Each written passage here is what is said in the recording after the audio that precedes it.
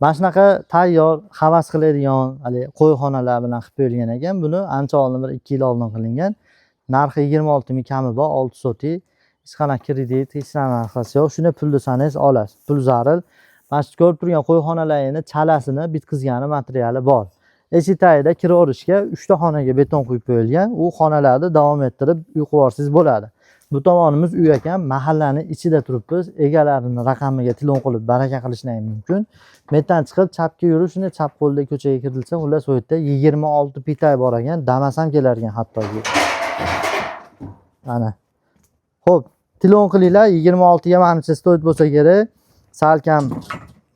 Salkam bas 6 sotiklik joyimiz. Tashqarini bitta ko'ramiz. Bismillah. Juda ham issiqqina joylar ekan. Xo'p, ko'chamiz. Ko'chani ko'ryapsizlar.